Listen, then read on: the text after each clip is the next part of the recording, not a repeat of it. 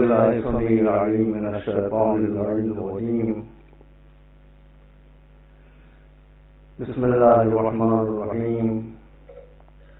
الحمد لله رب العالمين، والصلاة والسلام على سيدنا ونبينا وشفيعنا أبي القاسم محمد آله الطيبين الطاهرين المعصومين الهداة المهديين الذين أذهب الله عنهم الرجس وطهرهم تطهيرا.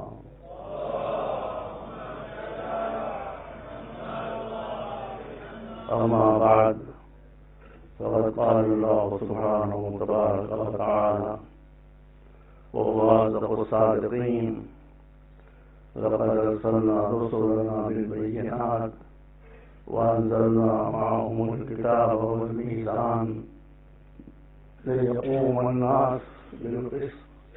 صلوات محمد وآل محمد.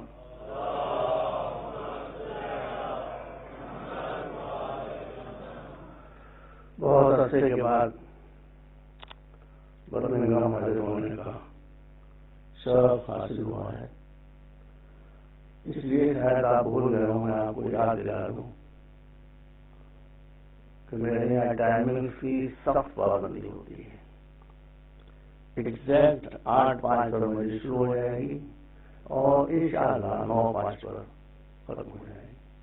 بیچ میں اگر آپ رات کو پڑھنا چاہتے ہیں تو پڑھیں، لیکن یہ اتنے وقت کم ہو جائے گا میرا، آپ کے اشعار کی وجہ سے میرا ٹائم نہیں بڑھ پائے گا.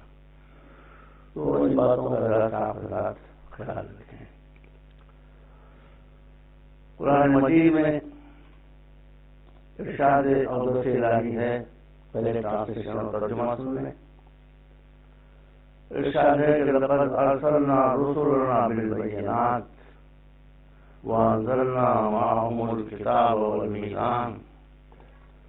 ہم نے انسانوں کو زمین پر بھیجا ہے، پیدا کیا ہے، تو ان کو ہم نے گمراہ ہو جانے کے لیے چھوڑ نہیں دیا ہے.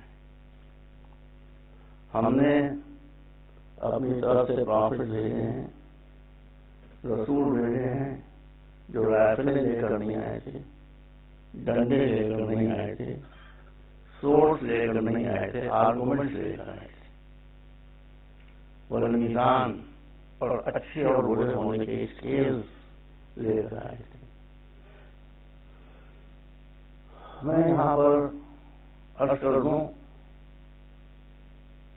کہ اسلام سو کالڈ ریلیجن نہیں ہے، اسلام از اے مشن. اور جب مشن ہے تو مشن کا مشن اسٹیٹمنٹ بھی ہوتا ہے. یہ آیت جو ہے بہت ہی مختصر طریقے پر اسلام کا مشن اسٹیٹمنٹ ہے. اسلام کس لیے آیا ہے یہ بتا رہی ہے. ظاہر ہے کہ مشن کا ذکر ہوگا تو جو مشن کو لے کر آئے ہیں ان کا بیان بھی ہوگا، انبیاء کا بیان ہوگا، حضور کا بیان ہوگا، اہل بیت کا بیان ہوگا کہ جنہوں نے عظیم قربانیاں دینے کے بعد اس مشن کی حفاظت فرمائی ہے. تو یہی میرا موضوع ہے، رسول وغیرہ کا دامن تھام کر میں انشاءاللہ آگے بڑھوں گا. مجھے اگر پڑھنے کا رائٹ ہے تو آپ کو کوشچن کرنے کا بھی رائٹ ہے. دو طرفہ ٹریفک ہوگی. مجھے اگر جو میں صحیح سمجھتا ہوں وہ کہوں، آپ کی نزدیک اگر وہ صحیح نہیں ہے آسک دا کوشچن، لیکن آفٹر بیچ میں آپ سوال کرنے میں میں بھول جاؤں گا کیا پڑھ رہا. یہ مسئلہ ہے. تو مجلس کے بعد آگے چلے جائیں گے، میں بیٹھا رہوں گا. اور کوئی بہت اہم بات ہو، کوئی غلط بات کر رہا ہوں تو آپ بیچ میں ٹوک کر مجھ سے سوال کر سکتے ہیں.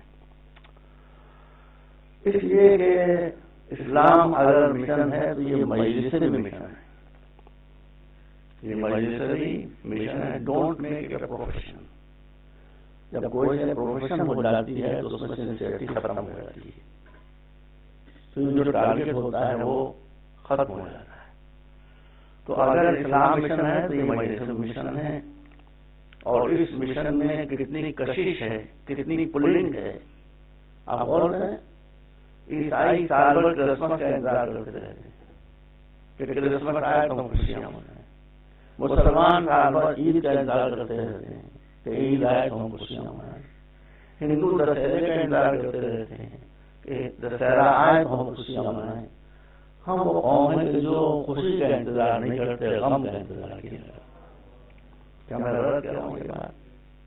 سال بھر ہم انتظار کرتے رہتے ہیں کہ محرم آئے تو ہم فاطمہ کے لال کی مجلس کی کا فرش بچھائیں، خود بھی روئیں اور دوسروں کو بھی رلائیں۔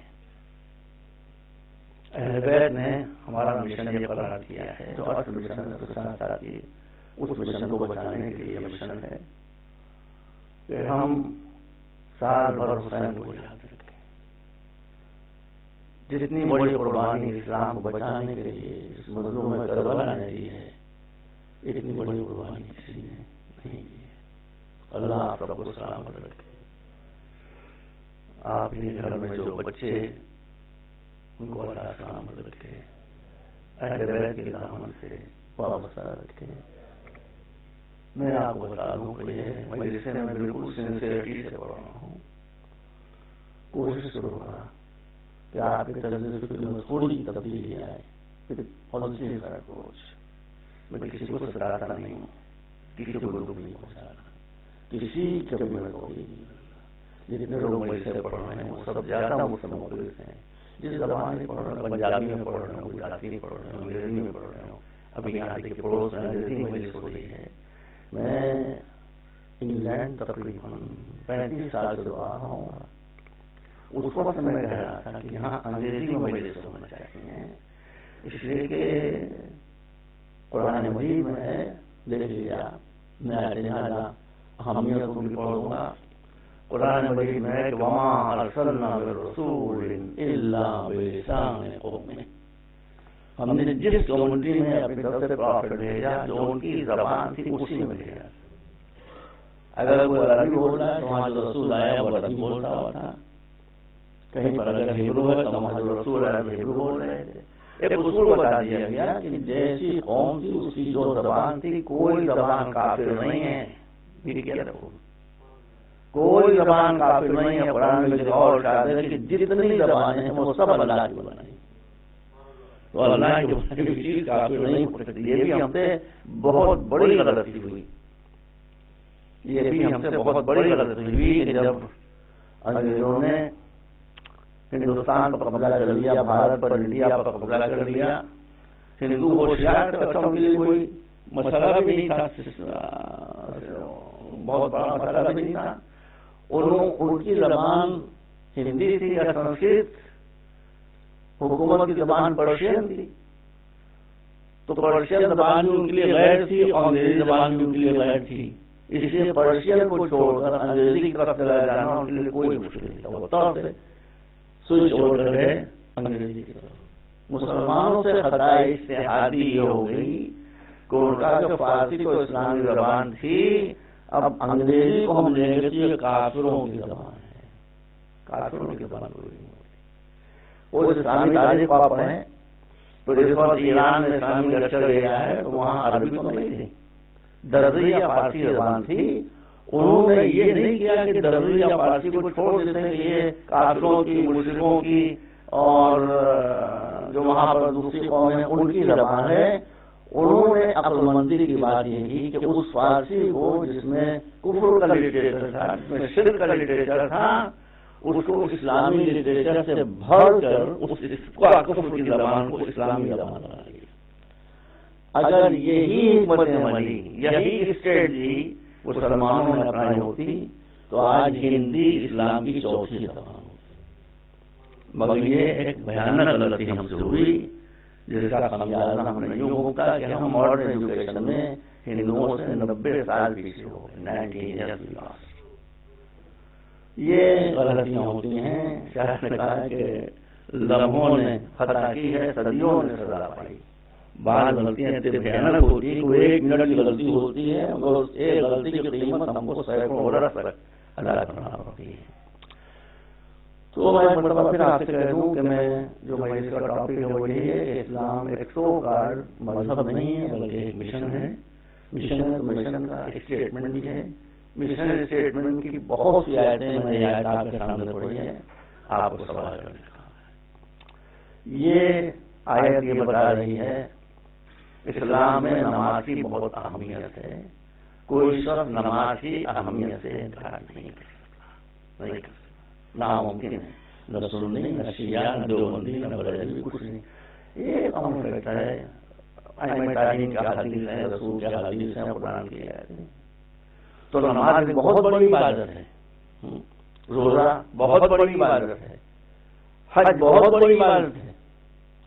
لیکن جب قرآن مشن کی اسٹیٹمنٹ پیش کر رہا ہے تو نماز کا ذکر نہیں کر رہا ہے. نماز کے لیے بہت سی آیتیں مگر یہاں نہیں کر رہا ہے, روزے کے لیے یہاں نہیں کر رہا ہے, حج کے لیے یہاں نہیں کر رہا ہے. اس کا مطلب ہے کہ نماز ہو یا روزہ ہو یا حج ہو یا دیگر عبادتیں ہوں, اس کی اہمیت بہت ہے مگر ان کی حیثیت صرف مینس کی ہے, وہ صرف وسیلہ ہیں. ٹارگٹ کیا ہے؟ لیقوم الناس بالقسط, تاکہ دنیا سے انجسٹس کا خاتمہ ہو, دنیا سے ناانصافیوں کا خاتمہ ہو جائے. کیوں؟ نماز کا پابند بنانا مشکل ہے لیکن آسان ہے. روزے کا کسی کو پابند بنا دینا آسان ہے, ہر چیز کرا دینا آسان ہے, نسبتاً آسان ہے. لیکن کسی کو جسٹس کرنے کے لیے مجبور کرنا یہ بہت مشکل ہے. اسلام بھی انجسٹس کا شکار ہوا. اہل بیت جو معصوم تھے وہ بھی انجسٹس کا شکار ہوئے. اس لیے اور آج بھی آپ دیکھیے لوگ کہتے ہیں کہ جب ایجوکیشن بڑھ جائے گی, نالج بڑھ جائے گی, علم بڑھ جائے گی, تو جتنی انجسٹس ہیں, جتنی ناانصافیاں ہیں وہ ختم ہو گئی ہیں, ختم ہو گئی اور بڑھ گئی. تو اس کا مطلب ہے کہ دنیا کی تعلیم سے سب کچھ ہو سکتا ہے لیکن انجسٹس کا خاتمہ نہیں ہو سکتا. انجسٹس کا خاتمہ ہو سکتا ہے تو صرف مذہب کے ذریعے سے, بشرطے کہ مذہب کو آپ ایک مشن کی شکل میں, پروفیشن کی یا رشوت کی شکل میں. اور اسی لیے وعدہ کیا گیا ہے, اس لیے وعدہ کیا گیا ہے کہ جو آخری امام جس کا ہم اور آپ انتظار کر رہے ہیں اس کے لیے کیا ارشاد ہے کہ یملؤ الارض قسطا وعدلا کما امر ظلم وجور.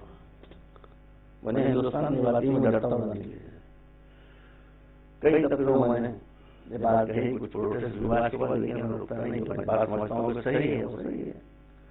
کوئی پولیٹیکل تقسیم میں نہیں کر رہا ہوں, زمانہ بھی کر دیا گیا, ایک بس ٹچ کرتا ہوں, نکل جاؤں گا. مودی جی ہمارے یہاں پرائم منسٹر ہو گئے, جب آئے تو کچھ بڑے بڑے وعدے تھے کہ ہم غریبی کو ختم کر دیں گے, بیکاری کو ختم کر دیں گے, بلیک منی جو سود بینکوں میں جمع ہم نکال دیں گے, ہر غریب ہندوستانی کھاتے میں ہم 15, یہ سب بتایا تھا, اخباروں میں چھپا ہوا, میگزین میں چھپا ہوا ہے, تقریباً آپ کو سنا ہوگا کہ ہر ہندوستانی کی جیب میں ہم 15 لاکھ روپیہ اس کے اکاؤنٹ میں ڈال دیں گے بلیک منی کو لے کر. لیکن ہم آپ کو بتا دیتے ہیں کہ مودی آئیں گے اور چلے جائیں گے. ایک مودی نہیں, 200, 400, 500 مودیاں چلے جائیں گے, مگر دنیا میں انصاف قائم نہیں ہوگا. مودی انصاف قائم نہیں کرے گا, جب مہدی آئے گا تب انصاف قائم. جب مہدی آئیں گے تو ظلم و ستم کا خاتمہ ہوگا. صلوات محمد و آل محمد. تو فی الحال تو میں نے صرف اتنا اشارہ کر دیا ہے. ابھی تو مجلس کی اہمیت کے بارے میں آج آپ کے سامنے میں چاہتا ہوں. اہل بیت نے یہ لائن آپ کے لیے ڈرا کی ہے. بہت سے علماء تشریح لا چکے ہیں, ان کی نالج مجھ سے زیادہ ہوگی, ضرور میں پڑھا ہوگا.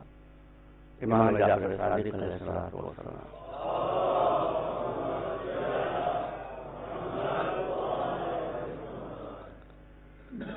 جب بھی مولا کی زندگی میں مدینے والوں کو کیسے معلوم ہوتا تھا کہ آج محرم کی پہلی تاریخ ہے؟ پتہ ہے آپ کو؟ مدینے والوں کو پتہ چلتا تھا کہ محرم شروع ہو گیا. محرم کی پہلی کو امام اتنی بلند آواز سے روکتے تھے کہ گھروں میں آپ کے لیے کی آواز ہے, اور یہ ایک معصوم امام کے لیے کی آواز تھی جو اعلان کر دیتی تھی کہ محرم شروع ہو گیا. مجلس احمد نے برابر منعقد کی ہیں, خود بھی ہوئے ہیں, دوسروں کو بھی بلایا ہے, شعراء کو بلاتے تھے. شعراء اہل بیت کی شان میں خاص طور پر منظور کربلا کے بارے میں مرثیے پڑھا کرتے تھے، امام بھی ہوتے تھے، شیعہ حضرات تھے وہ بھی ہوتے تھے، پردے کے پیچھے جو بیویاں تھیں وہ بھی باہر کے بلند گریا کیا کرتی تھی. یہ مشن ہے اہل بیت کا. وہ چاہتے تھے سب مل جائے، لیکن یہ مشن نہ مٹنے پائے مجلسوں کا. یہ مجلسیں آپ کے پاس ہیں کہ دوبارہ انشاءاللہ پھر ریوائول ہونے لگا. تو ان مجلسوں کی بہت اہمیت ہے. امام سے بڑا کوئی نہیں، امام سے بلند کوئی نہیں، مگر آپ تاریخ کو پڑھ لیں کہ آپ جب کسی ذاکر یا شاعر سے کہتے تھے کہ جاؤ مولا کا ذکر کرو تو اس سے کہتے تم ممبر پر جاؤ ہم نیچے بیٹھیں گے. یہ ذکر حسین کی اہمیت ہے کہ ہمارے معصوم زمین پر تشریف فرما ہوتے تھے اور شاعر یا عالم ذاکر جو بھی ہوتا ہے ممبر پر جا کر امام کے سامنے ان کی عزت کی مشہور کو پیش کیا کرتے. پھر میں مرتبہ کرتا ہوں کہ مجلسوں کو پالیٹکس سے بالکل دور رکھیے، اس سے تبادل کو برقرار رکھیے. اہل بیت کی نشانی ہے کہ جو ہمارے پاس ہے. مرتبہ صلوات کریں افراد.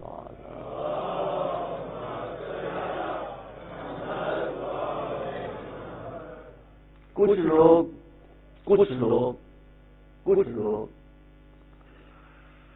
عزاداری کی رسموں سے گھبراتے ہیں، اس کے لیے طرح طرح کی باتیں کرتے ہیں. لیکن میرا مشن ہے ہندوؤں اور مسلمانوں میں کچھ چھپاتا نہیں ہوں. میرا مشن ہے ہندوؤں اور مسلمانوں کے درمیان سے امکانی حد تک غلط فہمیوں کو دور کرنا اور ایک کو دوسرے سے قریب لانا. یوں ہی میرا مشن ہے. اس کے نیچے میرا مشن یہ ہے کہ شیعوں اور سنیوں میں جو غلط فہمیاں ہیں ان کو تاحد امکان دور کرنا. اسی طرح سے میرا مشن جو سب سے اہم ہے وہ یہ ہے کہ شیعوں میں جو اختلاف پیدا ہو گیا ہے اس شیعہ اختلاف کو بھی دور کرنا. ایک مرتبہ صلوات دیں آپ.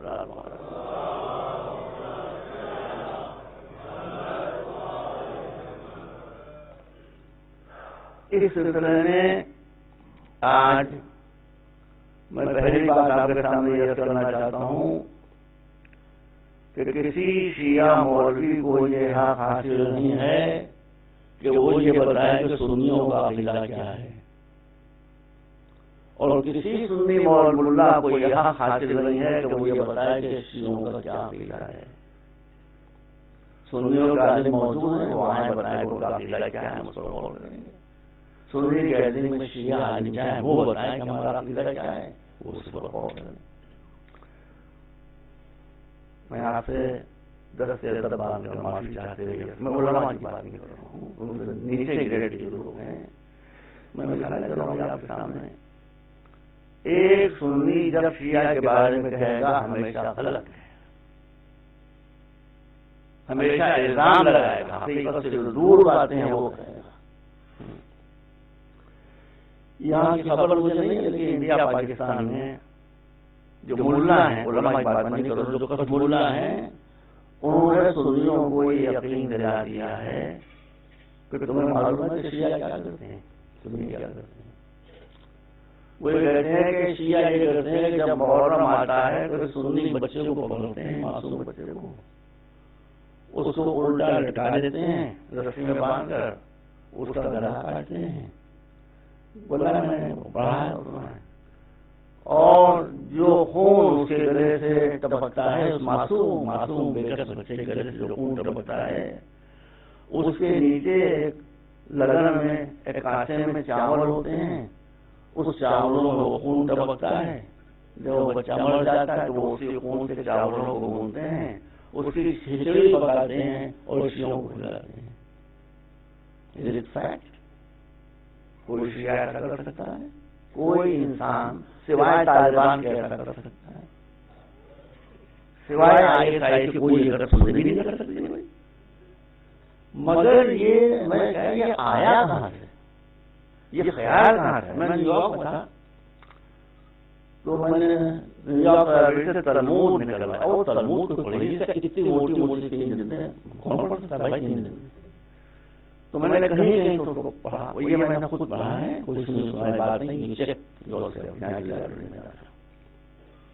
तलमूद में मैंने ये लिखा हुआ पाया कि you are the selected nation of Jehovah, the rest of the nation and human beings are just like cattle and goats. They have no right whatsoever. मैंने हिंदू धर्म को पढ़ा है, मैंने इस्लाम को पढ़ा है, मैंने क्रिश्चियनिटी को पढ़ा है, ठीक है, बहुत सी बातों हमारा मेरे खिलाफ है, लेकिन ये तालीम किसी भी मजहब में नहीं है।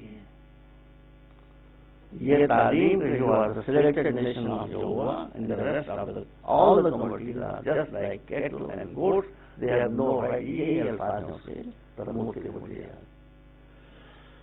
अब मैं राशन नाम बोल रहा हूँ, इंग्लैंड का एक आदमी था, 1930 में उसने किताबें लिखी, ज्यूइश रिचुअल्स, वो किताब मैंने पढ़ी। उसमें उसने लिखा है कि 2 महीने में, साल में 2 मौके ऐसे होते हैं, एक तो अप्रैल में और एक मार्च में। वो इन 2 महीनों की 2 रस्मों का जिक्र उसने किया है, और उसमें जो उसने जिक्र किया है उससे मुझे अंदाजा होता है कि इस रस्म की करते हैं, यहूदी करते हैं, कोई मुसलमान नहीं करते। क्या कुछ कह रहे हैं?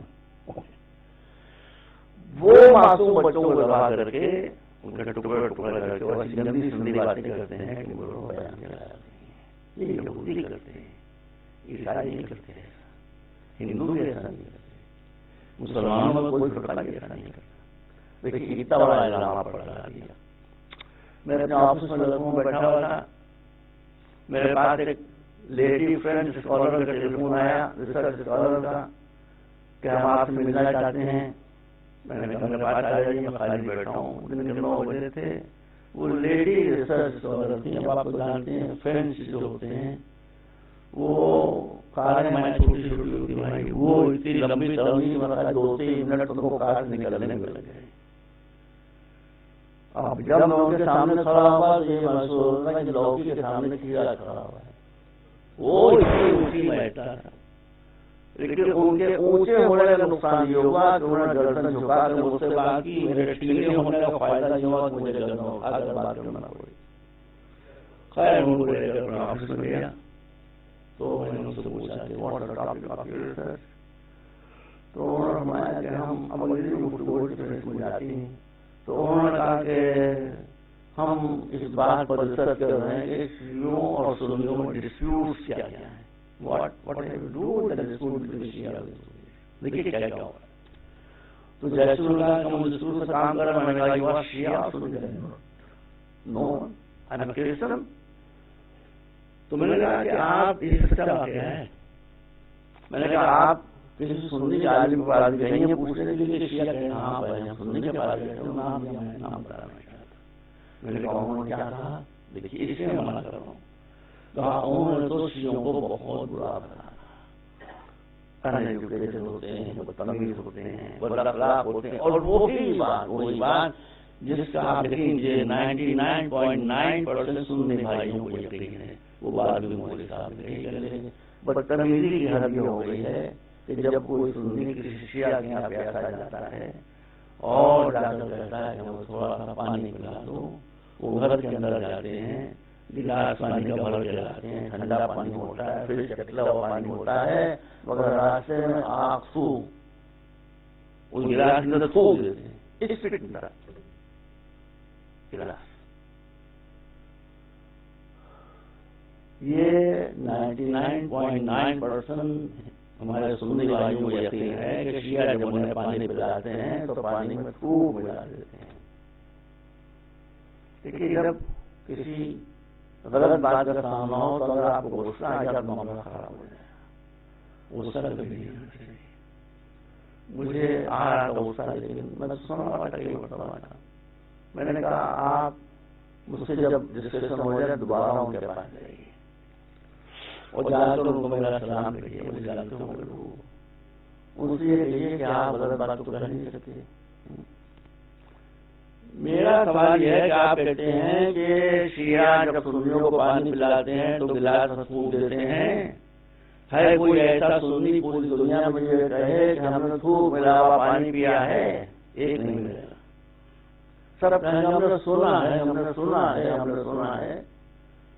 تو سنائی بات آرگومنٹ میں کوئی حیثیت نہیں ہے. میں نے کہا پھر اسے ایک بار آپ اور کہیے گا کہ جن صاحب نے پانی پیا تھا ان کو میرے سامنے لائیے تو میں اسے کوشچن کروں گا. کہ کیا کوشچن؟ میں کہوں گا کہ میں اگر کسی سننے کے یہاں جاؤں اور وہ مجھے گلاس سے پانی لا کر دے اور پلین پانی میں پہچان میں پلین پانی میں کچھ ملا ہوا نہیں، اگر اس میں نیبو گلا ہوا ہے تو کہنے کہ نیبو ملا ہوا ہے، کچھ شربت تو پہچان لیں گے.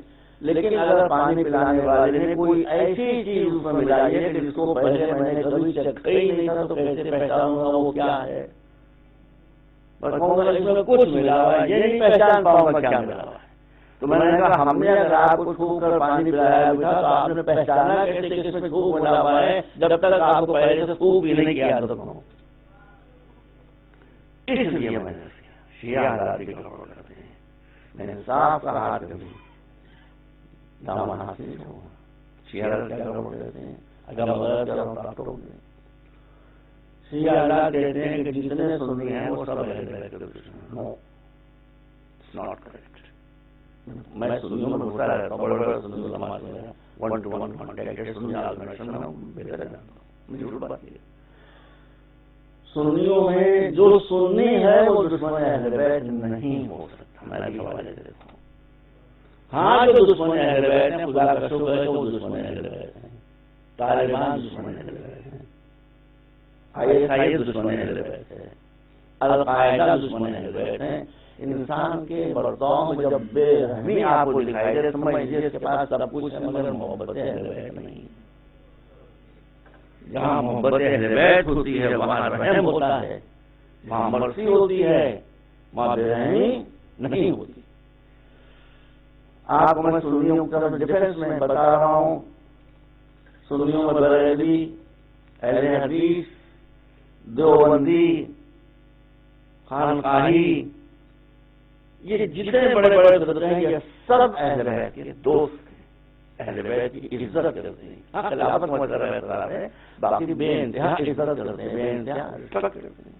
ابھی 4-5 دن پہلے میں نے واٹس ایپ پر علامہ طاہر قادری کی بات دیکھی، مجھے پسند نہیں. آپ کو سنا واٹس ایپ پر سب چیزیں آتی ہیں، آپ نے بھی شاید دیکھا ہوگا. دیکھا ہوگا ضرور، دیکھنا بیٹا. علامہ طاہر قادری کا ایک قول ہے واٹس ایپ کے اوپر، کیا اچھی بات ہے کہ اسلام جب سے حضور کی بعثت ہوئی تھی، جب سے آپ نے اعلان کیا تھا میں خدا کا نبی ہوں، اس وقت سے لے کر سن 61 ہجری تک محمدی تھا. لیکن سن 61 ہجری میں جب کربلا کا واقعہ ہوا اس وقت سے لے کر قیامت تک اب حسین اسلام محمدی نہیں ہے، اب اسلام حسینی. یہ کون کہے گا؟ اہل بیت کے دشمن کوئی بات کہہ سکتا ہے؟ نہیں کہہ سکتا. یہ طاہر قادری صاحب، ان کی ایک تقریر ہو رہی تھی، میں یوٹیوب پر دیکھ رہا تھا، آپ نے شاید دیکھی ہوگی. پاکستان میں جو ہے جھنگ بہت ہی خطرناک ہے. وہ ہمارے دیوبندی اور وہابی بھائی جو ہیں ان کا مرکز ہے، بہت سخت لوگ ہیں. وہاں تقریر کر رہے تھے طاہر قادری صاحب، بڑا زبردست مجمع تھا. اس تقریر میں انہوں نے کہا ہم بتانا چاہتے ہیں کہ ہمارے نزدیک اہل بیت کا مرتبہ کیا ہے. یعنی ہم بتانا چاہتے ہیں، وہ اکیلے انڈیویجولی نہیں، ان کا سیکٹ پورا اس کی ذمہ داری ہے. ہم بتانا چاہتے ہیں کہ ہمارے نزدیک اہل بیت کا مرتبہ کیا ہے. اس کے بعد انہوں نے کہا کہ اصحاب کا بھی، صحابہ کا بھی بڑا مرتبہ ہے ہمارے یہاں، مگر صحابہ کا سب سے بلند مرتبہ یہ ہے اہل سنت ذرا کی نظروں میں کہ سارے فضائل ایک طرف، ایک فضیلت ایک طرف، وہ ہمیشہ رسول کے شانہ بشانہ رہا کرتے تھے، شولڈر ٹو شولڈر. یہ ان کے نزدیک صحابہ کی سب سے بڑی فضیلت ہے. انہوں نے کہا ہمارے نزدیک صحابہ کی سب سے بڑی فضیلت یہ ہے کہ وہ رسول کے شانہ بشانہ رہا کرتے تھے، مگر اہل بیت کا مرتبہ یہ ہے کہ وہ رسول کے شانہ بشانہ نہیں رہتے تھے، رسول کے شانوں پر رہا کرتے. اب شانہ بشانہ ہونے میں اور شانے پر رہنے میں کتنا فرق ہے. یہ بہت مس انڈرسٹینڈنگ آپ لوگوں کو پھیلی ہے. یہی نور ٹی وی ہے، آپ کے یہاں برمنگھم میں ہے نا نور ٹی وی. میں لندن میں تھا 2 سال پہلے، تو میں ٹی وی والا بہت کم دیکھتا ہوں. اتفاق سے صبح میں نے ٹی وی کھولا تو اس میں برمنگھم میں ایک چینل ہے نور چینل، وہ آ رہا تھا مقدر کی بات. اور کچھ اہل بیت کر رہے ہیں، میں دیکھوں یہ لوگ کیا کہتے ہیں، یہ میں نے کچھ سنا کہاں سے آپ سے کر رہا ہوں. اب کوئی عالم نے ان کو نام تو بھول گیا ہوگا، لیکن اہل سنت کے کوئی بڑے عالم تھے اور وہ یہ کہہ رہے تھے کہ اصحاب کا مرتبہ بہت ہے لیکن ان کا کوئی کمپیریزن اہل بیت سے نہیں کیا جا سکتا. یہ بات کتنی اچھی ہوئی، میں نے آج تک نہ میں نے خود یہ بات پڑھی نہ کسی عالم کے منہ سے سنی، لیکن کتنی اچھی بات ہے، صحیح بات ہے. کہا کہ صحابہ کا جتنا بڑا بھی مرتبہ ہو یا صحابہ کے علاوہ تابعین یا عام مسلمان، ان میں سے کوئی بھی اہل بیت کے برابر نہیں آ سکتا. اس پر انہوں کا قرآن کی شہادت موجود ہے. آپ انہوں کا قرآن کی گواہی موجود ہے. کیا کہتے ہیں؟ کہا کہ قرآن نے بڑے بڑے مسلمانوں کو، اولیاء کو، اقطاب کو، صحابہ کو، تابعین کو، تبع تابعین کو یہ حکم دیا ہے کہ اگر تم جنت میں جانا چاہتے ہو تو نجاست سے دور رہو. تو کہنے لگے تو نماز نہیں پڑھ سکتے، روزہ نہیں چاہیے، کوئی بات اس وقت تک کر ہی نہیں سکتے جب تک پاک نہ ہو جاؤ. تو اگر تم کو جنت چاہیے ہے تو تم کو نجاست سے دور رہنا پڑے گا. مگر جب اہل بیت کا مرتبہ آتا ہے کیا نہیں پاتے. صحابہ سے کہا کہ تم اگر جنت جانا چاہتے ہو تو نجاستوں سے دور رہو، لیکن جب اہل بیت منزل آئی تو ارشاد ہوتا ہے اللہ کا کہ تم کو نجاستوں سے دور نہیں ہو رہنا ہوگا، بلکہ نجاست کو حکم دیا جاتا ہے کہ تو اہل بیت سے قریب ہے. انما یرید اللہ لیذھب عنکم الرجس اہل البیت ویطہرکم تطہیرا. صلوات محمد.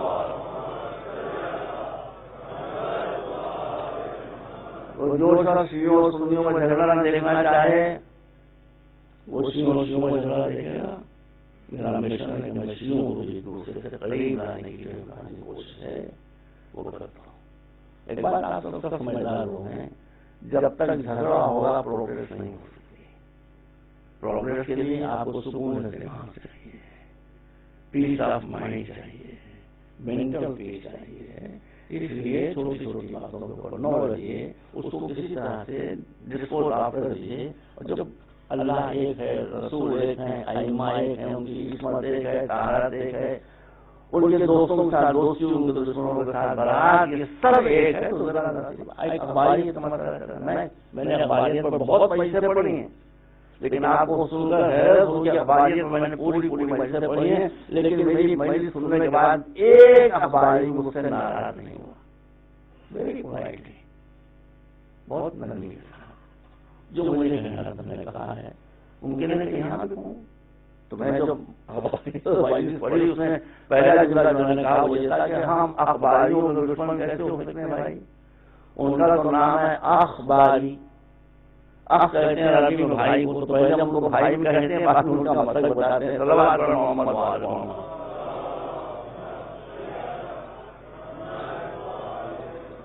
بس ایک گزارش ہے، یہ اہل بیت کا مشن ہے، عزاداری کی بہت اہمیت ہے، آنسوؤں کی بہت قیمت ہے، بہت قیمت ہے. لیکن میں آپ سے 10 درخواست کرتا ہوں کہ عزاداری کو رسم اور ریچول نہ بنائیے. اس لیے کہ جب کوئی عبادت ریچول بنتی ہے تو اس کا اثر ختم ہو جاتا ہے. سمجھ گیا؟ ریچول نہ بنے گی. ایک مجلس کیجیے مگر خلوص کے ساتھ، ایک ماتم پڑھیے مگر خلوص کے ساتھ. ریچول نہ ہو، مقابلہ نہ ہو، کمپیریزن مجلسوں میں نہیں ہونا چاہیے، ٹکراؤ مجلسوں میں نہیں ہونا چاہیے. اس لیے کہ جب عبادتوں سے روح نکل جاتی ہے اور وہ رسم کی شکل اختیار کر لیتی ہیں تو ان کا اثر ختم ہو جاتا ہے. میں آپ کو نماز کی مثال دے دوں. نماز اسلام کی بہت بڑی عبادت ہے. فرقے میں نماز کی اہمیت نہ ہو، اس کی مثال ایسی ہے جیسے کہ اس میں جو ستون لگا ہوا ہے وہ گر جائے. ظاہر ہے کہ جب ستون گر جائے گا تو خیمہ بھی گر جائے گا. یعنی نماز کے بغیر کوئی دین رہ نہیں سکتا. قرآن کی جو اہمیت ہے وہ بھی آپ کے نظروں کے سامنے ہے. میں یہ نسخہ بھی بتا رہا ہوں آپ کو. مولا علی رضی اللہ عنہ فرماتے ہیں کہ اذا اشتبہت الامور فعلیکم بالقرآن دیکھو اگر کسی مسئلے میں کنفیوژن ہو جائے تو کسی کے پاس نہ جانا، سیدھے قرآن کے پاس جانا، اور قرآن جو فیصلہ کر دے اس کے سامنے سب سر جھکا دینا۔ مگر یہی قرآن جب رشوت بن گیا تو کیا حیثیت ہو گئی تھی؟ نماز جب رجسٹری ہو جاتی ہے تو پھر اس کا انجام جو ہوتا ہے، جو رشوت نماز پڑھتا ہے وہ مسجد میں آتا ہے نماز پڑھنے کے لیے نہیں، 19 رمضان کو مولا علی کو شہید کر دیں گے۔ یہی مولا علی خوارج سے جنگ ہونے والی خواجائی سے اور اپنا رسول لیے گزر رہے ہیں، ایک خارجی قرآن پڑھ رہا تھا، مولانا کے جانے والا ایک سپاہی تھا، وہ ذرا رکا، آپ ذرا کیوں رک رہے ہو؟ کہا دیکھیے مولا کتنی اچھی آواز ہے قرآن، go ahead go ahead go ahead you will see later on. آگے بڑھ گیا، کہا اتنی اچھی آواز میں قرآن پڑھ رہا تھا، آپ نے مجھے روک لیا، کہا تم پر خود ہی ظاہر ہو جائے گا میں نے کیوں روکا؟ مولا کی بات غلط ہوئی۔ جب جنگ نہروان مولا کو زبردست وکٹری ملی اور بہت بڑی تعداد میں خارجائی سے وہ قتل ہو گئے اور مر گئے، تب امام نے سوال ہوا، چلے لاشوں کو ڈھونڈ رہے ہیں، کہاں جانے کا؟ آؤ تمہیں ایک چیز دکھائے۔ کافی دیر کے بعد ایک لاش کے قریب آ گئے، آپ نے کہا وہ کچھ دن پہلے تم نے کوفے میں قاری کی آواز سن کر کہا کہ کتنا اچھا قرآن پڑھا تھا، کہا وہ قاری صاحب بھی پڑھ رہے ہیں، یہ خواجائٹ تھا کہ جو اچھے لہجے میں قرآن پڑھ رہا۔ تو جب قرآن کو رسم بنا دیا جائے تو اس کا اثر ختم ہو جاتا ہے، انسان کا کردار کی بلندی ختم ہو جاتی ہے۔ ہمارا کالج ہم کو یہ شوق ہے ایجوکیشن دینے کا بچوں کو، لکھنؤ میں ہمارا کالج ہے، وہاں کوئی 2 مہینے پہلے ایرانی ایمبیسڈر غلام رضا انصاری تشریف لائے، بہت ہائی ایجوکیٹڈ انسانوں کا یورپ میں والا بہت انگریزی بہت شروع ہوتے ہیں۔ جب ان کی تقریر ہو گئی تو پریس کے ایک رپورٹر نے پوچھا کہ مسٹر انصاری آپ یہ بتا سکتے ہیں کہ ایران کے انقلاب کی کامیابی کی کیا ہے، کیسے کامیابی ہوئی ایرانی انقلاب کو، ریولوشن کو، اور کیسے ریولوشن باقی ہے اب تک؟ لوگ ٹکرے مار مار کر سر توڑ چکے لیکن اس انقلاب میں کوئی تبدیلی نہیں آئی۔ آپ یقین کریں گے، آپ نے قسم کھا میرے بھائی کہ یہ انقلاب صرف 2 چیزوں سے آیا ہے، بہت ہائی ایجوکیٹڈ آدمی ہوں، امبیسڈر رینک آدمی ہے، کہ یہ انقلاب 2 چیزوں سے آیا ہے، یہی 2 چیزیں انقلاب لائی تھیں، یہی 2 چیزیں انقلاب کو برقرار رکھے ہوئے ہیں۔ اس نے پوچھا 2 چیزیں کیا؟ کہا ایک نماز ایک قرآن، ایک نماز ایک قرآن۔ ہم نماز و قرآن پڑھ کر گھر کا مسئلہ حل نہیں کر سکتے بھائی، میاں بیوی میں جھگڑا ہو جائے تو ہم نہیں کر سکتے۔ اتنا بڑا انقلاب اور وہاں کا امبیسڈر کہنا ہے یہ صرف نماز کی وجہ سے اور صرف قرآن کی وجہ سے۔ نماز کو نماز سمجھ کر پڑھا، قرآن کو قرآن سمجھ کر تلاوت کی تو انقلاب لایا، بھی انقلاب کو برقرار بھی رکھا۔ صلوات علی محمد و آل محمد۔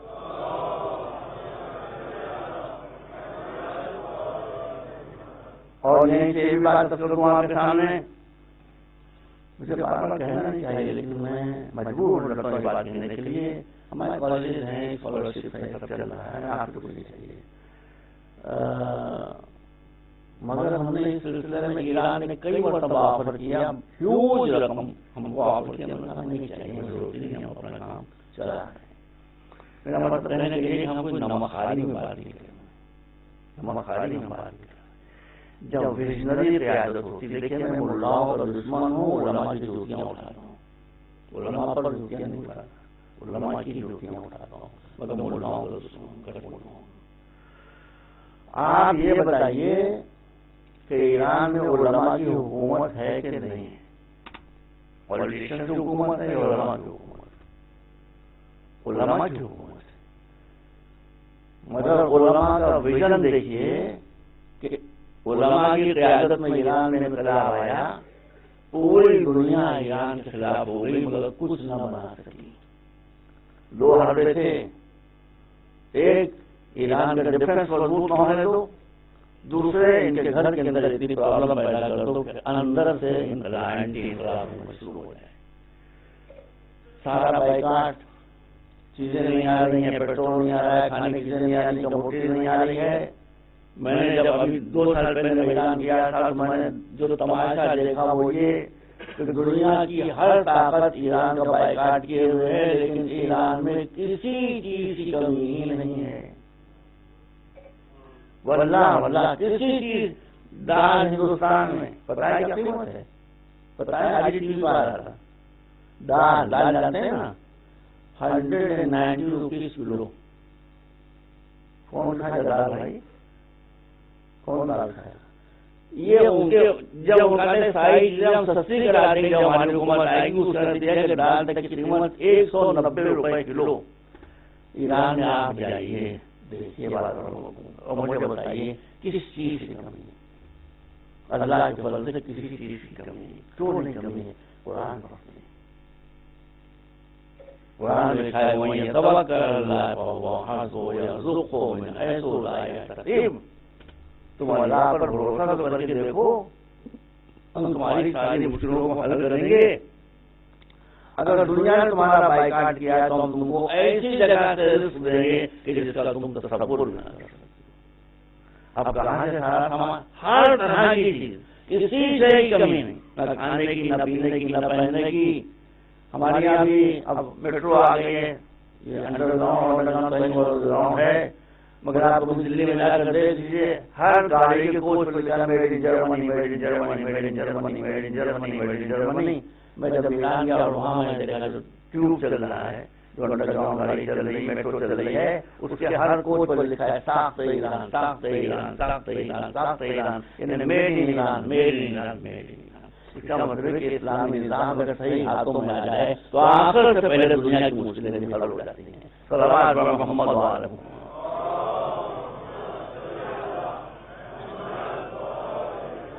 ایک مرتبہ صلوات دے دیں آپ.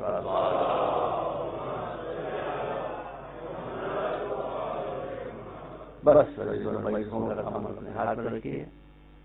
اہل بیت کا ذکر ہو، اہل بیت کی ذکر ہو، ان پر آپ کا بھروسہ ہو، ان کے بعد رسول پر بھروسہ ہو، اس کے بعد خدا پر بھروسہ ہو اور قرآن پر بھروسہ ہو، ہمیشہ پازیٹیو تھنکنگ کے لیے. تو انشاءاللہ سارے مسئلے آپ کے حل ہو جائیں گے. صلوات علی محمد و آلہ محمد.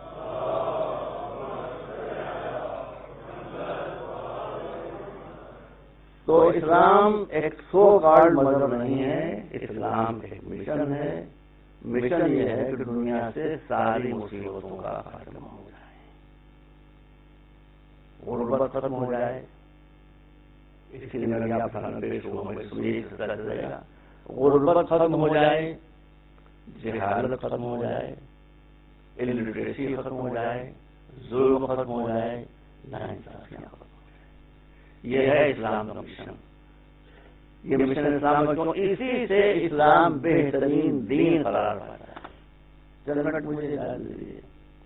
ہندو مذہب میں نے پڑھا ہے، گیتا میں نے پڑھی ہے. آج کل میں سوامی وویکانند جی کا ورک جو ہے 7 والیوم میں پڑھ رہا ہوں. بدھزم میں نے پڑھا ہے، کرسچینٹی میں نے پڑھی ہے. میں ہر مذہب کا احترام کرتا ہوں لیکن مانتا اپنے دین کو. کیوں؟ ایک بنیادی فرق ہے، آپ تھوڑا توجہ کرنے کا مان لیں گے.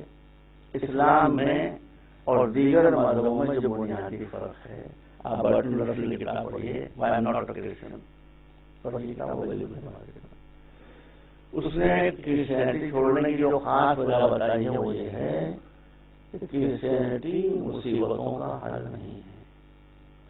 کرسچینٹی یہ بتاتی ہے کہ اگر دنیا میں تم نے آرام اٹھا لیا تو آخرت مصیبتیں جھیلنا پڑیں گی، اور اگر آخرت مصیبتوں سے بچنا چاہتے ہو تو دنیا کی مصیبتیں جھیلنے کے لیے تیار ہو.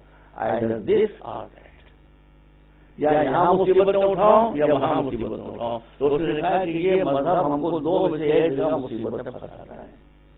either there or there. ہندو مذہب معلوم آپ کو تو ان میں بہترین ہندو وہ ہے جو سنیاس لے لے، جنگلوں میں چلا جائے، جو دنیا کو چھوڑ دے، جو شادی بیاہ نہ کرے. وہاں مسئلہ یہ ہے کہ اگر تم نے دنیا کو لے لیا تو پھر آخر کی زندگی میں تمہیں کچھ نہیں ملے. یہ 2 مذہبوں کو میں نے ذکر کیا، بہت بڑا تو فلسفہ بالکل الگ ہے. تو کرسچینٹی، ہندو دھرم اور اسلام، کرسچینٹی اور ہندو دھرم دونوں یہ کہتے ہیں کہ اگر تمہیں آخرت کی زندگی میں چین چاہیے تو دنیا کو چھوڑو.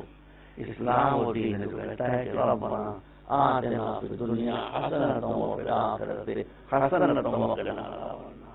یہ خدا بخیل نہیں ہے. یہاں بھی آرام سے رہو, وہاں بھی آرام سے رہو. شرافت کے ساتھ تم اگر یہاں رہو گے تو جتنا چین چاہے یہاں اٹھا لو, یہ رکاوٹ نہیں بنے گا وہاں بھی چین اٹھا لینا. یہ خاص بات ہے جو اسلام کی ہے. یہ دنیا اور آخرت دونوں کا چین آپ کو دینے کے لیے آیا ہے. صلوات علی محمد و علی محمد.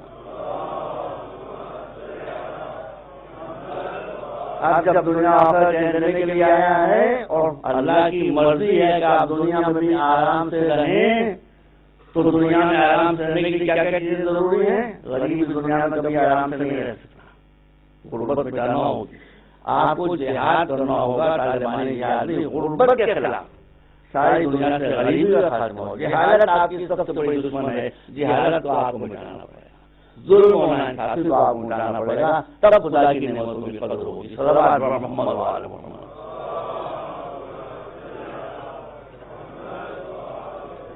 ایک مرتبہ اور سوال ہے.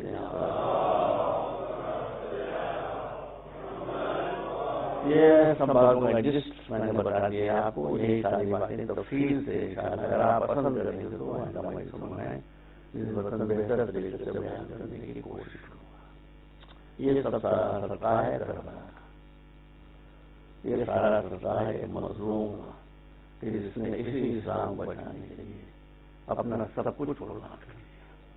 اتنی تکلیفیں برداشت کی جس کی جن تکلیفوں کا کوئی تصور نہیں کر سکتا.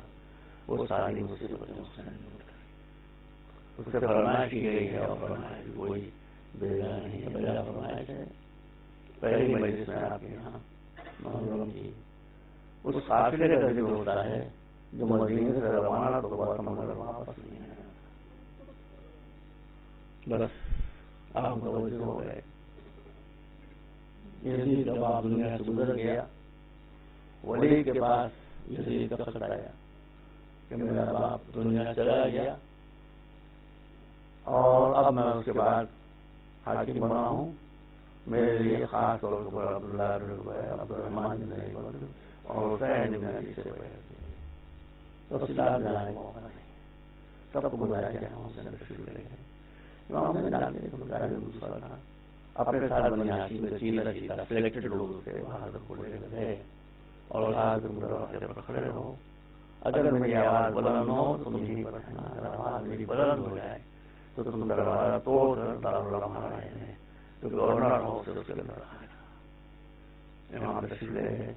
ولید نے تعظیم کی. مروان بڑا خبیث انسان تھا, بڑا خبیث انسان تھا. اس کے اور ولید کے تعلقات اچھے نہیں تھے. آج پہلی مرتبہ امام نے دیکھا کہ یزید ولید کے پہلو میں مروان بیٹھا ہوا. ولید نے کہا فرزند رسول اس کو جانا پہنچا دیا. امام نے کہا میرے لیے کیا ہے؟ کہا آپ کے لیے یزید کا حکم ہے کہ آپ یزید کے لیے. امام نے فرمایا کہ کیا تو یہ پسند کرے گا کہ میں اس اندھیرے میں کوئی کام کروں یا پبلک میں؟ یعنی پبلک میں بہت زیادہ بہتر ہے. جب پبلک میں سب کو بلانا اس وقت مجھے بلانا جو میرا موقف ہوگا وہ تیرے سامنے آئے. مروان نے بڑی گستاخی کی, بڑی گستاخی. اور کہا ولید حسین سے یا تو اسی وقت بیعت لے لی تھی ورنہ قتل کر. اس لیے کہ اگر حسین یہاں سے نکل گئے تو پھر ہاتھ آئیں گے. بس یہ سننا تھا کہ امام کو بیعت آ گیا. آپ نے بلند آواز میں او پسر اسلامیہ تیری یہ مجال ہے مجھے قتل کرے یا ولید کی مجال ہے کہ مجھے قتل کرے. یہ کہہ کر امام کھڑے ہو گئے. امام کی آواز بلند ہو گئی تھی اس لیے دروازہ دارالمعارہ کا ٹوٹ گیا. بنی ہاشم کے شیر بس دارالمعارہ کے اندر آ گئے اور آ کر امام حسین کو اپنی پناہ میں اور اپنی حفاظت میں لے کر دارالمعارہ سے گورنر ہاؤس سے باہر چلے گئے. روایت بتاتی ہے کہ جب سے امام حسین تشریف لائے تھے گورنر ہاؤس میں اس وقت سے زینب دروازے کے پاس ہلکا سا دروازہ کھولے تھے. بھائی کی آمد کا انتظار کر رہی کہ میرا بھائی خیریت سے دارالمعارہ سے واپس آئے. بڑی بے چینی سے شہزادی. مگر تھوڑی دیر میں دیکھا کہ حسین بنی ہاشم کے ساتھ واپس آ رہے ہیں. میں کہتا ہوں زینب یہ مدینہ ہے، یہاں حسین گئے تھے تو خیریت سے واپس آنے گئے تھے، لیکن کربلا میں جب آپ رخصت ہو کر حسین جائیں گے عاشور کے دن تو واپس نہیں آئیں گے، ان کا سر کٹا ہوا لہٹا بلند ہوگا اور آواز آ رہی ہوگی قتل الحسین بکربلا والا حسین۔ یہ ہم یاد بنا رہے ہیں، اس غم کی بہت اس غم کی اہمیت ہے۔ میں 2 منٹ میں کروں، ہمارے اہل سنت کے وہابی حضرات کے بہت بڑے آدمی گزرے ہیں، صاحب تحفہ اثنا عشریہ شاہ عبدالعزیز محدث دہلوی، انہوں نے رسالہ لکھا ہے، میرے پاس موجود ہے، سر الشہادتین، یعنی امام حسن اور امام حسین کی شہادت کا راز کیا تھا، میں اس سے اس بات کو علامہ شاہ عبدالعزیز محدث دہلوی فرماتے ہیں، توجہ فرماتے رہیے گا کہ یہ فیصلہ کن ہے، مسئلہ فیصلہ کن ہے، ایک سنی نہیں بلکہ دیوبندی وہابی عالم کی کتاب ہے جو میرے پاس لکھا ہے، موجود ہے۔ اس میں انہوں نے لکھا کہ جب حسین پیدا ہوئے تو رسول نے اپنی گود میں لیا، اس چاند کو دیکھ کر رسول بار بار مسکرا رہے تھے، منہ چومنے لگے بچے کا، تھوڑی دیر کے بعد رونا شروع کیا، ام سلمہ کھڑی ہوئی، کہا رسول اللہ اتنا پیارا بچہ اللہ نے آپ کی بیٹی کو دیا ہے، آپ رو رہے ہیں، کیا بات ہے؟ کہاں مجھے جبریل نے بتایا ہے کہ یہ میرا بچہ بہت مظلومی کے عالم ہے، ایک جگہ ہے کربلا وہاں شہید کر دیا گیا، ام سلمہ یہ 3 دن کا بھوکا اور پیاسا ہو، اس نے اپنے بیٹے کی لاش اٹھائی ہوگی، اپنے بھائی کی لاش اٹھائی ہوگی، تمام مصیبت سے گزرتا ہوا یہ شہید کیا جائے گا۔ اس کے بعد رسول بھی رونے لگے، ام سلمہ بھی رونے لگیں۔ یہ روایت ایک دوسرے انداز سے بھی آئی ہے کہ رسول اپنے غصے میں تھے اور حسین رسول کے سینے پر سر رکھے ہوئے سو رہے تھے، یہاں تک یہی ام سلمہ ہے، ام سلمہ نے رسول کے گریے کی آواز سنی، حجرے کے اندر کمرے میں رسول کے گریے کی آواز سنی، ام سلمہ نے کہا خدا کے رسول یہ آپ کیوں رو رہے ہیں، آپ کو آنسو کیوں بہ رہے ہیں؟ تب آپ فرمایا کہ میں یہ بچہ میرے سینے پر لیٹ رہا تھا سر رکھے ہوئے، مجھے بہت سکون ملا، لیکن جبرائیل آیا کہا کہ آپ رسول خدا اس بچے سے بہت محبت کرتے ہیں، کہا ہاں میں اسے بہت پیار کرتا ہوں، کہا یہی وہ بچہ ہے جو کربلا کے میدان میں 3 دن کا بھوکا پیاسا شہید ہے۔ اس وقت میری آنکھوں سے آنسو جاری ہیں اور میں بلند آواز سے گریا۔ ام سلمہ کہتی ہے کہ میں نے دیکھا کہ رسول کی مٹھی بند ہے، میں نے کہا خدا کے رسول یہ آپ کی مٹھی میں کیا ہے؟ کہ جبرائیل نے مجھے خاک کربلا دی ہے، اور کہا خدا کے رسول جب تک یہ مٹی مٹی ہے سمجھیے گا جو بھی موجود ہو وہ سمجھے کہ حسین زندہ ہے، اور جب یہ مٹی خون میں تبدیل ہو جائے تو سمجھ جائے گا کہ حسین دنیا سے شہید ہو کر رخصت ہو۔ رسول نے فرمایا کہ ام سلمہ یہ مٹی اپنے پاس رکھ لو اور اس کو دیکھتی رہو، جب تک یہ مٹی مٹی ہے سمجھنا کہ تمہارا لاڈلا زندہ ہے، جب خون میں تبدیل ہو جائے تو حسین کے ماتم کی آواز بس رہو۔ ام سلمہ نے یہ مٹی لے کر اپنے پاس رکھ دی، یہاں تک کہ جب حسین مدینے سے روانہ ہونے لگے اور ام سلمہ کو خبر ہوئی، آئیں طرف کر کہا حسین میں سنا کہ آپ رخصت ہو کر جاتے ہیں، ہجرت کر رہے ہیں مدینے سے، کہا نانا کی امت مجھے رہنے نہیں دیتی، کہا کدھر جانے کا ارادہ ہے؟ حسین نے کہا آپ بتائیے کیا بات ہے؟ کہا دیکھو مجھ سے رسول بتا چکے ہیں کہ عراق میں جگہ ہے کربلا، ادھر نہ جائیے گا، اس لیے کہ وہاں آپ کو شہید کر دیا جائے گا۔ حسین نے کہا نانی آپ کو اتنا نہیں معلوم ہے، میں تو چپے چپے سے واقف ہوں، رسول نے بتا دیا ہے، کہا میرا بچہ یہ ایک بار شہید ہوگا، کہا قاسم کے ٹکڑے ہوں گے، کہا عباس راج نہر پر گریں گے، اور کہا آپ ایک شہیدہ نوازا خاک کربلا پر ایڑیاں رگڑواؤ۔ نانی نے کہا بیٹا میں نے بڑی فضیلت سنی ہے اس کی، اس زمین کی، کہاں آپ زیادہ نہ لگاتی، کہاں آل حسین ہاتھ اٹھا کر زمین پر اشارہ کیا بستی کی طرف، ہر طبقہ کربلا کا طبقہ بلند ہو گیا، ہر طبقہ پست ہو گیا۔ حسین نے یہ پہلی زیارت ہے جو حسین اپنی شہادت سے پہلے نانی کو کرا ہے۔ دیکھیے وہ جگہ دکھائی دے رہی نانی، یہ جگہ ہوا جہاں میرا 18 برس کے جوان جیبل روڈ سے وہ جگہ دکھائی دے رہی ہے، یہ وہ جگہ ہے کہ جہاں قاسم شہید ہوں گے۔ وہ بلندی جو دکھائی دے رہی ہے ایک ٹیلا ہے نانی یہاں پر 6 مہینے کا بچہ آ گیا سر میری گود میں تھی. اب بتائیے حسین خود اپنا مرثیہ پڑھ رہے ہیں اپنے شعلہ کا ذکر کر رہے ہیں. آخر میں نشیب کا اشارہ کیا کہ نانی وہ نشیب آپ کو دکھائی دے رہی ہے نا, یہی نشیب و نصیب ہے کہ جہاں آپ کے لاڈلا نواسا زمین کربلا پر ہوگا اور شمر کا خنجر چل رہا ہو. بس آ گیا.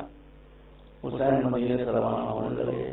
نانا کے روضے پر گئے. تاریخ بتاتی ہے کہ نانا کے روضے پر جانے کے بعد قبر رسول پر اپنے کو گرا دیا اور کہا کہ نانا اب وہ وقت آ گیا ہے کہ امت مدینے میں رہنے نہیں دینا چاہتی. روایت آتی ہے باتیں کرتے کرتے نانا سے حسین سو گئے تو خواب میں دیکھا کہ رسول تشریف لائے. حسین نے فریاد کی نانا ہمیں قبر میں لے لیجیے اب امت ہم کو زندہ. فرمایا رسول نے حسین تم کو کربلا جانا ہے, اس لیے جو مراتب اللہ نے تمہارے لیے معین کیے ہیں وہ شہادت کے بغیر حاصل نہیں. کھڑے ہو گئے, تیار ہو گئے. روایت آتی ہے کہ جب رسول کی قبر پر گئے تو بڑے عزت و احترام کے ساتھ گئے, لیکن جب آگے بڑھ کر بقیع میں آئے آنے کے بعد ماں کی قبر کی طرف بڑھے تو تاریخ کی تصریح ہے کہ حسین یوں دوڑتے ہوئے چلے جیسے کوئی بچہ اپنی ماں کی گود کی طرف جائے. گئے اور جانے کے بعد اب مجھے نہیں پتا ماں سے کیا فریاد کی, یہاں تک کہ یہ سب واقعہ رات کا ہے. صبح طلوع ہو گئی, قافلہ تیار ہو گیا. بس مجلس میں ختم کر رہا ہوں. اسی اسنا میں ایک باہر سے آنے والا مسافر جس کا نام عبداللہ ابن سنان تھا وہ مدینے آیا. صبح اس نے دیکھا ایک طرف بڑا مجمع ہے. آ کر اس مجمع کے پاس کھڑا ہو گیا. پوچھا کیا کرتا ہے؟ کہا حسین فرزند رسول مدینہ چھوڑ کر کربلا کی طرف جا رہے ہیں. یہ کہتا ہے میں بھی کھڑا ہو گیا دیکھنے کے لیے کیا ہو رہا ہے. اب اس کا بیان ہے, اس کا بیان یہ کہتا ہے کہ ناصر تیار ہو گئے تھے, گھوڑوں پر لوگ سوار ہو گئے تھے. میں نے دیکھا کہ ایک گھر سے ایک پردہ اٹھا اور ایک بیوی آہستہ آہستہ قدم بڑھاتی ہوئی اونٹوں کی طرف چلی اور میں نے دیکھا ایک 14-15 برس کا بچہ تڑپ کر چاند کی طرح سے آگے بڑھا. اس نے آ کر بیوی کو سہارا دیا, لا کر اونٹ پر سوار کیا. میں نے پوچھا یہ بیوی کون ہے, یہ بچہ کون ہے؟ بتایا گیا کہ یہ بیوی بیوہ حسن. میں نے پوچھا بچہ کون ہے؟ کہا انہیں کے یتیم بچہ قاسم جو اپنی ماں کو عزت و احترام کے ساتھ سوار کر رہا ہے. کہا پھر میں نے دیکھا ایک پردہ خیمے سے ایک گھر کا پردہ اور اٹھا اور وہاں سے ایک بیوی نکلی اور ایک جوان 18 برس کا 17-18 برس کا وہ آگے بڑھا. اس نے عزت و احترام کے ساتھ لا کر بیوی کو اونٹ پر سوار کیا. میں نے پوچھا یہ بیوی کون؟ بتایا گیا کہ حسین کی زوجہ مبارکہ ہے حضرت حمیرہ. میں نے پوچھا بچہ کون ہے؟ جوان ہے 18 برس کا جس نے لا کر اپنی ماں کو عزت و احترام کے ساتھ ناقے پر سوار کیا. پھر گھر کا پردہ اٹھایا گئی اور نکلی. میں نے دیکھا ایک 32 برس کا جوان, بس مجھے ختم ہو گئی. 32 برس کا جوان, 30 برس کا جوان وہ آگے بڑھا. اس نے عزت و احترام سے لا کر بیوی کو ناقے پر سوار کر دیا. میں نے پوچھا یہ کون؟ بتایا گیا کہ حسین کی چھوٹی بہن ام کلثوم اور چھوٹی بہن کا چھوٹا بھائی عباس ابن علی جو ان کو ماں کہتا تھا. اس نے لا کر عزت و احترام کے ساتھ ام کلثوم کو سوار کر دیا. بس ختم ہو رہی ہے. اب عبداللہ ابن سنان کا بیان ہے کہ میں نے دیکھا گھر سے پردہ اٹھا, ایک بیوی اس دروازے کے باہر تشریف لائی تو میں نے دیکھا ہلچل مچ گئی. ایک طرف سے عباس آگے بڑھے, ایک طرف سے جعفر آگے بڑھے, ایک طرف سے قاسم آگے بڑھے, حسین آگے بڑھے. چاروں طرف سے بیوی کو اپنے حلقے میں لے کر اونٹ کے پاس لایا گیا. عزت و احترام کے ساتھ اسے ناقے پر سوار کر دیا گیا. اگر داروں جب حسین اپنی بیوی بہن کو سوار کر رہے ہوں گے ناقے پر تو کیا 11 محرم کی تاریخ یاد نہ آئی ہوگی؟ آج زینب کو اتنے عزت و احترام کے ساتھ سوار کیا جا رہا تھا. کل 11 محرم کو جب وہ کربلا سے روانہ ہو رہی تھی تو حسرت سے ہر طرف دیکھ رہی تھی, علی اکبر تم نے مجھے مدینے میں سوار کیا تھا, آج آ جاؤ سوار کرنے کے لیے. عباس تم نے سوار کیا تھا, آج آ جاؤ مدینے میں کربلا میں سوار. ایک ایک نام لے کر پکار رہی تھی. کوئی زینب پر سوار کرنے والا نہ تھا. زینب بے کسی کے عالم میں سید سجاد کے گھٹنے پر پاؤں رکھ کر ناقے پر سوار ہو.